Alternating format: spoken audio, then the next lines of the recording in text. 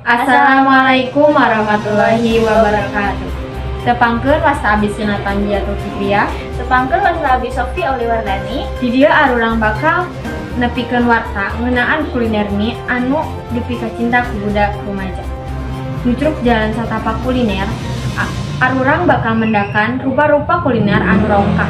Salah sahijina nyaeta mie. Mie kadaharan anu mikaboga karagaman sarta dipika cinta ku jutaan jalma. Di dieu arurang bade ngajak aranjeun sadayana pikeun ngawanohkeun kuliner mie di Sabuneureun Riung Asih. Salah sahiji kuliner mie di Riung Asih nyaeta mie ceker. Teh Fitri anu ngajalankeun usaha mie ceker atau mie cek, Teh Fitri ngamimitian usahana di bulan Agustus 2023.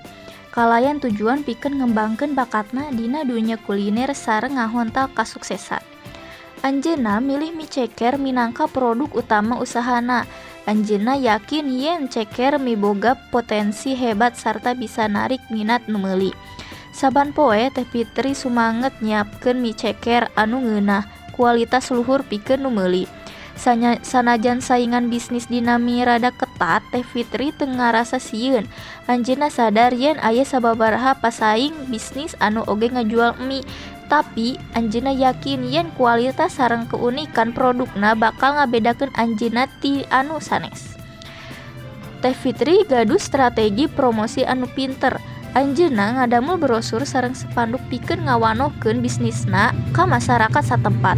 Selain teh eta, Teh Fitri oge ngagunakeun media sosial pikeun nempatkeun iklan jeung ngalegaan jangkauan promosina. Dina lalampahan bisnisna, Teh Fitri nyanghareupan tantangan jeung halangan leutik. Sanajan kitu, anjeunna teu nyerah sarta tetep semangat. Anjeunna yakin yen dit teu datang gampang. Tapi ku getol, ketekunan, jeung ketahanan dina nyanghareupan saingan, Teh Fitri masihan tips ka dirina sareng ka baturnya eta ulah gampang nyerah sareng sabar. Anjeunna sadar yen dina dunya bisnis aya seueur pasaing anu kedah disanghareupan, nanging ku tetep sumangat.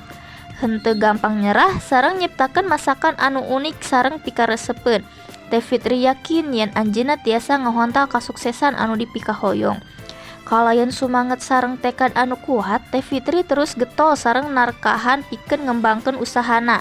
Anjeunna ngingetkeun dirina sareng batur supados tetep sumanget, henteu seueur ngeluh sareng tetep berjuang pikeun ngahontal kasuksesan anu diimpikeun.